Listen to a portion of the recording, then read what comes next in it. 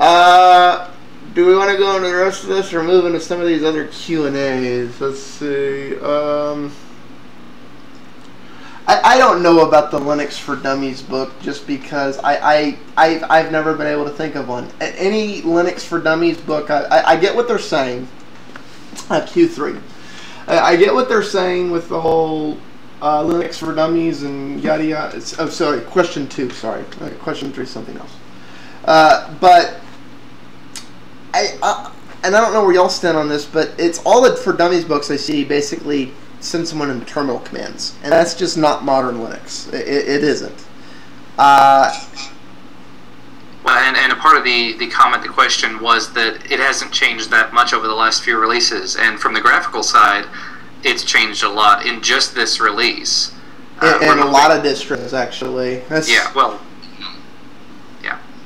I mean, even as something as simple as going from K to E3 to K to E4, you know, you're going from something that largely works like a lot like Windows to something that is an entirely plasma space interface. There's a little bit of a learning curve there, but once you get used to it, you're like, how did I ever do without this? If you like K to E. It's like, I think there's a qualifier on that. It's like, And I know when we talked about this last, I mentioned that I generally avoid buying Linux-based books because they go out of style, out of information, whatever, so quickly. I did actually end up buying one, and I ordered it yesterday. It came in today. I don't know if you can see that. Arch Linux Handbook 2.0. Yes, this released just a few days ago, and it was $12 or $13, and it's basically the Arch Beginner's Guide that's been edited and compiled down into some useful information. So I'm going to be reading that and maybe doing a review of it soon. But the Arch is one of those things where you are spending your time in the terminal, so it kind of makes sense. It makes sense for terminal-based distros, and it makes sense for servers. It makes a lot of sense for servers because most of the time when you're messing with servers, you're using something like PuTTY to talk to them, and you're basically in terminal. But for desktop Linux, honestly, what makes a lot more sense to me is going to YouTube and searching for what you want to do in your distro. Right. And if there isn't a tutorial, you know, go to the forum and ask. It's like, that makes a hell of a lot more sense to me because you're getting what the distro is today, not what the distro was last year. Or the year before, or the year before that. Because it's the... You know what I would like to see distros do? You know when you install Windows, it'll show up this thing, and it says, take a tour of Windows XP, or take a tour of Windows 7. And it'll give you a quick thing. And I always say, shut up, but I know what you're talking about, yeah. And I do too, because I know how to use a computer, but that actually does, you know, serve a purpose. And, you know, Mint has its nice menu, and I think that's great, and I would like to have an actual tour that shows this is where your menu bar is, and this is where this is how to set up this. I just think that would help a huge amount in introducing new people to Linux, you know. Mm-hmm. Even if it's something as stupid as the distro developers make a 10-15 minute YouTube video basically walking you through this is how this distro works, right, and make the default browser homepage, which almost every distro like puts in some kind of promote them homepage, just be that video. It's like or something with that video, or something that's... I would like it more if they could actually have something where you go into, you know, a little dynamic mode, and like there'll be, you know, floating text at the bottom of the screen, and you can move. Yeah, I know. It's and I know what you're talking about. Here's the thing: I'm not sure I ever see that happening. Because the first thing all the power Linux users are going to go, how do I get rid of this space on these few megabytes on my hard drive that is something I'm never going to use? You know what I'm talking about. You know the users I'm talking about. It's uninstallable. They're all uninstallable, but it's When PC Lin was in its development, I was one of, I think, like 5 people pushing, saying, can we include this pack in the default disc? And instantly, 40 power users jumped on top of me and go, it's too crammed already. If anything, you should take more user-friendly packs out. And I'm like, no. I realize you may not use them. You're a power user. You can uninstall them. I'm gearing at the average end user experience. Best foot forward, so to speak. And this is the fight that goes on in every user-friendly distro. It's like there's the power Linux users that are, I only want the packs I'm using installed. There should be no packs on my system. And then there's the every pack should already be, and this is the fight in general in Linux. It's like, should I make it user-friendly and have a bunch of packs you're never going to, anyways. I think that's one of the time you kind of just a distro, the only thing that this really is important for is Ubuntu. And a distro like Ubuntu really needs to put its foot down and have install and have a little tutorial. Or at least an introductory guide, because if you show the average window users Ubuntu, the first thing they will ask you is, where's the start bar? Because it's on the top and not the bottom, and they'll spend hours trying to find it. Not really, but the thing is that, if you point it out to them, they're like, oh, and then they know where it is, but it would be nice to have a little video that says this is where this is, and you could access your browser here, email music, and then they'll be pretty much good. Mm-hmm.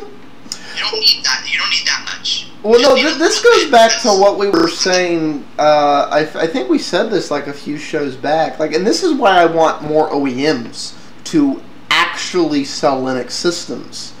Because oh yeah, we sell Linux systems, but no, actually sell Linux systems and give them a cheat card. Like you say, I bet we could I bet for every distro you could make it 10 things or less. It's like this is orientation 101. These are the 10 things you need to know that you might not. And a list of alternatives would be good for people that are switching from other operating systems. Yeah. Take it from the mentality of you're switching from Windows, because that's probably a safe mentality. In some cases, switching from a Mac, which is that's not. But most of them are switching from Windows. It's like it just saying, in Windows it's this. Over here it's this. Just this little.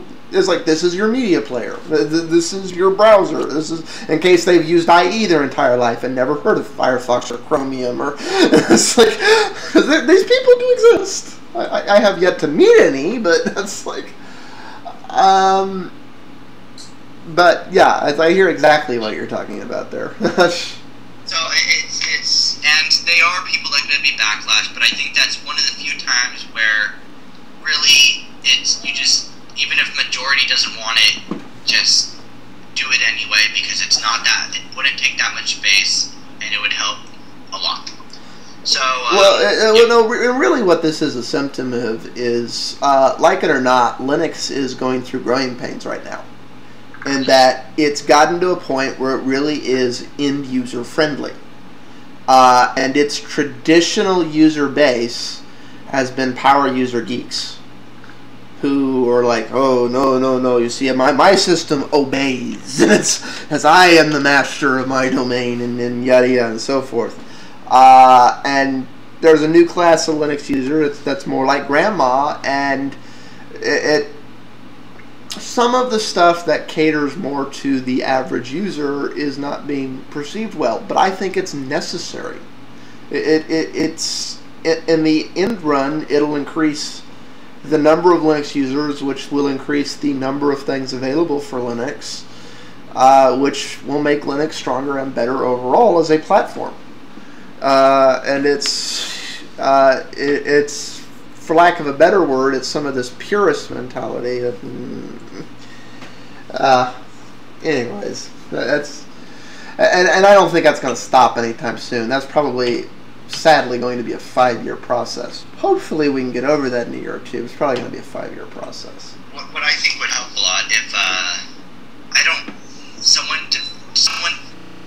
some company or something developed kind of a tutorial API where you could, and as well as a program for writing tutorials where, everyone could come together. They could use voice, and there's an API for displaying text at the bottom, or moving the mouse, or asking the user to move a mouse to the menu bar, and then you'll get the true or false value of whether they did click on it, so you can help them.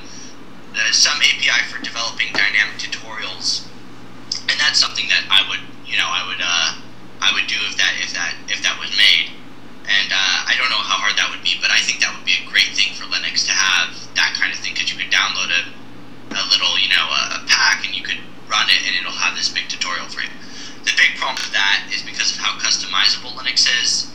Yeah. I think that you could... And I'm almost wondering, like, what you're suggesting there, if maybe Ubuntu... and not necessarily Ubuntu, but GNOME isn't thinking that way, because like one of the things that might be happening in GNOME is it might become less customizable, and that may be what they're thinking. Their logic is, well, if everything's like fixed, then we can do that. Versus, what I would think a better solution would be is figure out a way to write that API where it adapts to what things have been set to. I mean, yeah, it shouldn't be too hard to know where the menu bar is. So yeah, as I'm going to say, the API should be able to tell wherever it is, and then tell you. And then adapt the tutorial to, like, instead of saying to the right, it's like it's over here. It's like wherever it's been put. It's leaves some variables in there. Thing blink or something. Anyway, but that's probably a dream, and it will never happen. But that would be, we're probably gonna have to stick with making YouTube videos, and we're not gonna have dynamic tutorials. But I would personally love to have some kind of API. Well, and say this is why I want an OEM to grow some balls and say, you know what, we're going to sell Linux systems as strongly as we sell Windows systems, because that is exactly the type of project that an OEM would go, we need this to sell the system, and it's an investment on our part in time and resources, but in the long run we're going to make a shitload of money off of it, so it's worth it. These are the types of projects that require a good chunk of resources, but they're good investments. But it's like it's going to require a company that is committed to following that path through, not going, we're going to kind of screw around with it just so we can say we did. Yes. No, follow it through. Like, do what you need to and follow it through. The only company besides an OEM that would really do this is Canonical, potentially. This is a pretty big project. It's a pretty big project, but it's... I have very mixed feelings about Canonical and Ubuntu.